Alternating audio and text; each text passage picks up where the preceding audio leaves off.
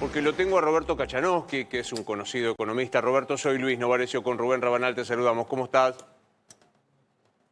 ¿Qué tal, Luis? ¿Cómo andás? Bien. Saludos a Rubén. Bien, bueno, mirando con preocupación el día, no quiero meter un adjetivo que no corresponda. Día difícil, aciago, negro, la economía, decime vos. Vos sabés que me hace acordar un poco, espérate que acomodo un poquito la cámara, me hace acordar un poco a la elección del 2019, agosto del 2019, cuando Juntos por el Cambio Macri pierde las elecciones de las PASO Sí, y voló todo por los aires, ¿te acordás? sí, cuando el Veo presidente algo esperaba parecido. 3% de diferencia y fue mucho más, sí. ¿Cuánto fue la diferencia? Vos sabés que no me acuerdo, pero Creo que fueron 12, pero ahora te lo busco. Ahora lo busco. Pero ¿te acuerdas que de todas formas, Marcos Peña decía más o era una menos 3? diferencia. Sí. Claro, no, lo que digo es, me hace acordar un poco a ese escenario. La pregunta es, que me hago, es si Milei está en condiciones de revertir esta situación, porque claramente fue un golpe importante. Si bien no fue una elección nacional, sabemos que la provincia de Buenos Aires tiene un peso fenomenal en el padrón electoral. Y yo lo que percibo, esta es mi opinión y puedo estar equivocado. Acá vos necesitas en la cancha 5 Messi para arreglar el problema que hay en la economía y en la política del país, ¿correcto? O sea, necesitas a los mejores. El problema que tiene Javier es que él exige sumisión absoluta y los echa a los ministros como si fuesen nada, ¿viste? Le pasó a Diana Mondino, le pasó al del ANSES cuando la mujer Sí, sí. votó algo que a él no le gustaba. Bueno, hay una infinidad de casos, 150 y pico de casos, ¿no? Entonces, la pregunta es, ¿cómo haces para conseguir a los mejores para que se sienten en cualquier silla de ministerio o de secretaría si en cualquier momento pueden salir desextados de la silla porque a Milei no le gustó algo que dijo o que hizo o lo que sea? A ver, creo que el problema está en él, que no sabe armar equipos que saquen a la Argentina adelante. Esa Ahora, es mi visión. Roberto, ¿qué, digamos, no va a pasar? Pero si te pidiera un consejo para, capear este temporal, ¿qué debería hacer desde el punto de vista económico?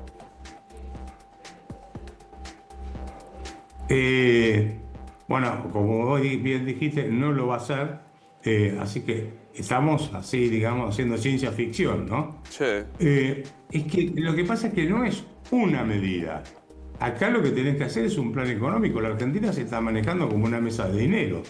Cualquier medida que vos veas que toman todos los días es: cambiamos del calling peak del 2 al 1%, pasamos a la banda cambiaria, los bancos no pueden tener más de tantos dólares, subimos los encajes, el Tesoro vende dólares, el Tesoro sale a licitar bonos fuera del cronograma. Es una mesa de dinero, esto no es un plan económico.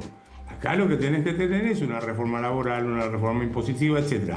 Y para eso necesitas aliados en el Congreso. Y para eso no tenés que estar insultando y agraviando Y a claro, todos los que te pudieran ayudar. claro.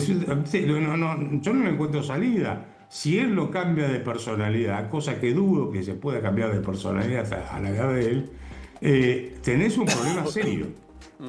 Ahora, Tenés un problema serio. con un dólar que va subiendo a pesar de la intervención, con un levantamiento del cepo parcial, pero levantamiento al fin, ¿te parece que hay que tomar una medida restrictiva que impida la adquisición de dólares como está pasando ahora o dejarlo que se vaya al techo que libremente se crea? Dejá que el tipo de cambio suba hasta el nivel que tenga que subir, porque si vos metés más tasa de interés, primero que el Banco Central o el Tesoro no tienen tanta pólvora en la Santa Bárbara para frenarlo. Primer punto.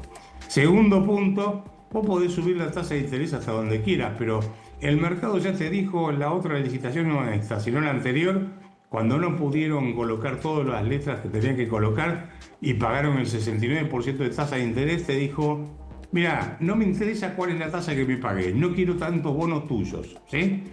Y ahí el punto es que cuando vos subís mucho la tasa de interés, te aumenta el gasto público en el rubro de tasa de interés. Entonces, si no te aumenta el superávit primario a la misma velocidad, seguro que te vas a pegar la piña. Y esto los inversores lo saben. Entonces no hay mecanismo artificial ahora para poder solucionar esto. Acá tenés que tener un equipo económico que genere confianza, credibilidad. Para eso tenés que buscar a tipos con prestigio, trayectoria, y que te acepten ir y al Ministerio, o al Ministerio de Economía o a los distintos ministerios, y el riesgo de ser echado en cualquier momento. Pero te hago una y ahí pregunta. está el problema que yo digo. Te hago una pregunta de burro que soy, porque no entiendo nada de economía. Digo, aquí yo veo dos opciones. Lo voy a decir brutalmente. O pongo cepo para controlar el dólar o dejo que sea libre de verdad, libre. Si es la segunda, que me pareció entender es lo que vos propones, la tradición argentina hace que ese aumento del dólar vaya a parar a precios y los precios de la inflación y volvemos a un aumento de la inflación. ¿Cómo salir de ahí? Bueno, el aumento ya lo estás teniendo. Vos fíjate que bajaron al 1,6 o 1,5, no me acuerdo. Ahora estaban en el 1,9 el último mes y seguramente agosto te va a dar el miércoles, creo que lo publican, te va a dar algún número cercano al 2%, cosas por el estilo. Sí. Es cierto que si liberás el tipo de cambio y no está, obviamente que si lo tenés controlado, porque no está artificialmente bajo, va a subir, eso te va a pegar en el índice de precios al consumidor. Así que dudo que el gobierno se vaya a mandar por ese lado porque el cachetazo que va a recibir en las elecciones va a ser peor. El tema es si lo puede solucionar con la tasa de interés, que es el otro instrumento. Claro. O si no, tiene que volver a poner un cepo. Si vuelve a poner un cepo, peor todavía. Cualquier medida que tome... No sé nada, pero lo padecí en los últimos 50 años. O encepás la economía o la liberás y el dólar se te va para arriba y se traslada a precio y volvemos a la inflación. O sea, en el medio de esto, Roberto, y a vos no se te escapa, pues es un tipo de experiencia, estamos a 40 días de las elecciones. Es como, 50 días, sí. Es como el peor escenario. Y sí, te agarró en el peor momento. No hay mucho tiempo para hacer cambios que generen un cambio muy grande en las expectativas de los agentes económicos. El único ejemplo que se me ocurre en este momento, mirá hasta dónde me voy a ir, Alfonsín 1985. Él venía con Grispum, que venía derrapando fenomenalmente, cambia el equipo económico, eso fue en junio o julio del 85, no me acuerdo exactamente el mes ahora. Es un plan económico que a mí no me terminaba de convencer, pero generó un shock de confianza fenomenal al punto tal que Alfonsín desde la Casa de Gobierno, desde el balcón, dijo vamos a economía de guerra, vamos a privatizar todo lo que haya que privatizar, vamos a bajar el gasto público. Generó un cambio de expectativas tan grande que le permitió ganar las elecciones de medio término en el año 85. No sé si recordás ese hecho. Sí, por supuesto. Bueno, o sea que esa opción está. El problema es, como te decía antes, Alfonsín no es lo mismo que Milei. Milei es un tipo que, digamos, tiene un serio problema para poder formar equipos. En cambio, Alfonsín formaba los equipos y los dejaba trabajar. Me parece que acá, y la elección es la demostración, le jugó en contra la inflexibilidad en lo político, en lo partidario, etcétera. Entonces digo, si vos sos una persona inflexible y te va bien, bueno, te podés montar en eso. Ahora, si el resultado no es bueno, la inflexibilidad es un segundo problema.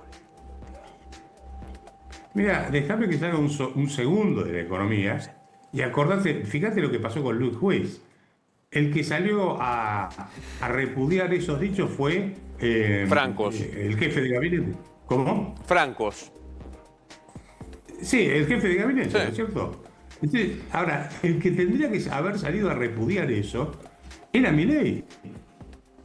¿Vos viste algún retuiteo o algún post de él que vive tuiteando y vive en Twitter diciendo esto es una barbaridad? Mira, no, y te voy a contar un chisme. El propio Franco, jefe de gabinete, estaba recaliente con eso, porque dijo, yo salí a decir esto y nadie del gabinete siquiera, ni de primera ni de segunda línea, lo bancó. O sea, puso su cuerpo solo. Pero ¿sabés por qué? Porque algunos piensan como el Gordo Dan y otros le tienen miedo al presidente. Tienen miedo de enfrentarse al Gordo Dan y que el presidente elija por este último. Bueno, ahí está. ¿Quién es el Gordo Dan? El Gordo Dan ¿Acaso te va a cambiar la política económica y te va a transformar la Argentina en una potencia económica? No, es un tipo barra brava que está ahí tirando piedras por las redes, vamos a ponerlo de esta forma.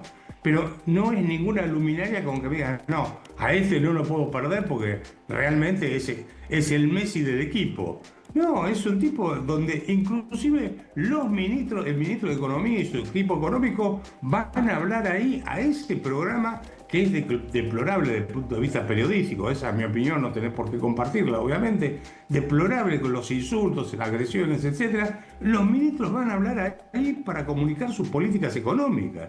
Entonces, están todos desquiciados. ¿Qué querés que te diga? Yo no veo la posibilidad de armar algo lógico en economía si no tenés gente de prestigio y trayectoria en el equipo económico. Y nadie con trayectoria y prestigio se va a meter en este berenjenal de insultos, agravios.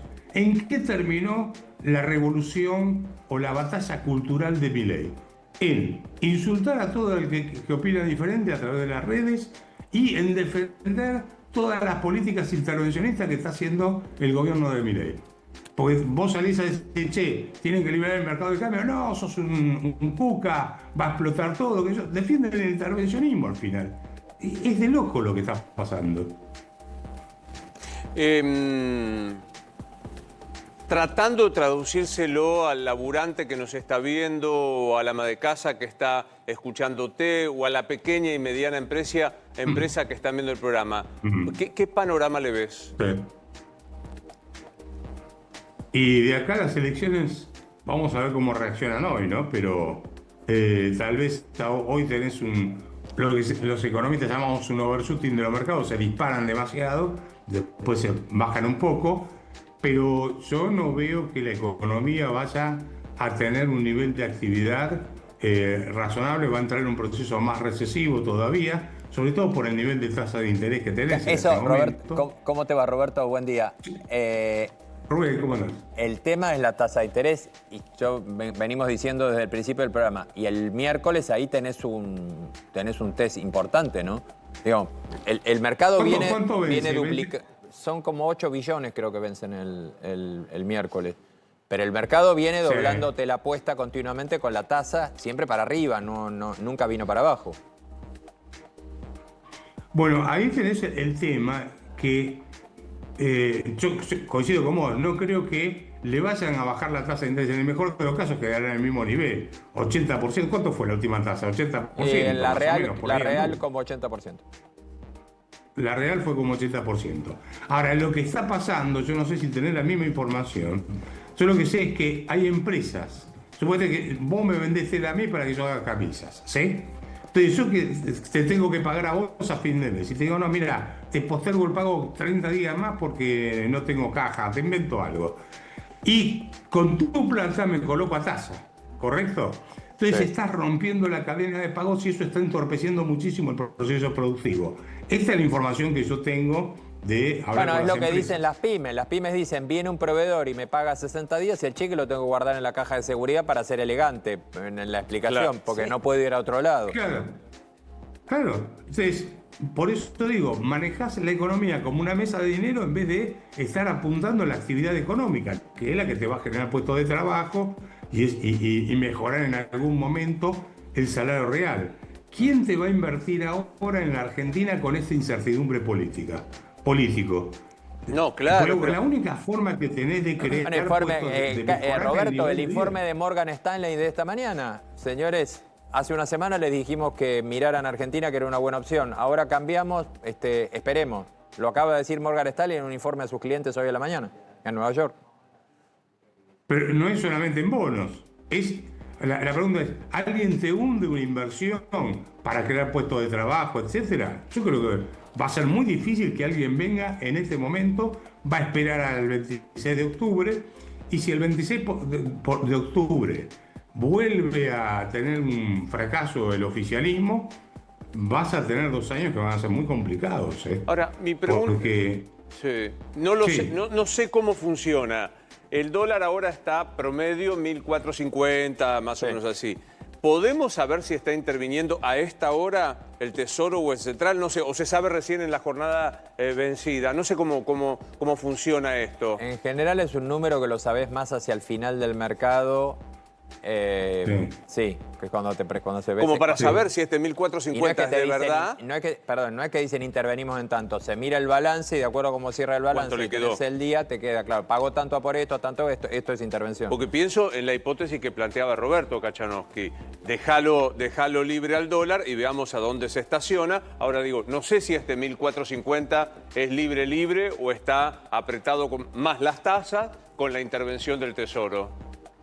No, puede ser que en general interviene al final del día, claro, salvo que haya un problema, para mostrar en los diarios y en los sitios que el tipo de cambio cerró o el tipo de cambio ese día fue más bajo del que operó durante todo el día. Porque suponete que durante todo el día opera en 1500 y te venden al final de la última hora o la última media hora, te tiran al mercado una cantidad de dólares y cierra en vez de 1500, 1450. Lo que va a figurar en todos lados es el dólar cerró en 1450, pero en realidad operó en 1500 todo el día, no sé si soy claro. Ahora, déjame hacer un punto acá que es fundamental. El Tesoro decidió intervenir en el mercado de cambio, no solo el Banco Central, sino el Tesoro.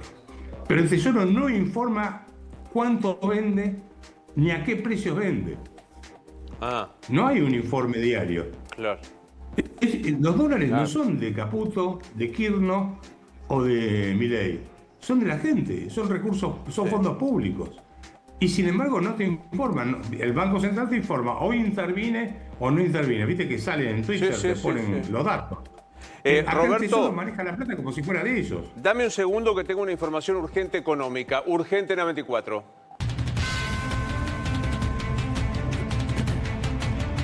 Urgente en A24, se conoció la inflación en la capital federal. Sí, 1,6% la variación mensual en la capital federal, anual acumulado 20% y el interanual 37,4%, es decir, agosto contra agosto del año pasado. Alimentos y bebidas 1%, era el gran interrogante de agosto porque había venido un poco más caliente la primera semana y después bajó.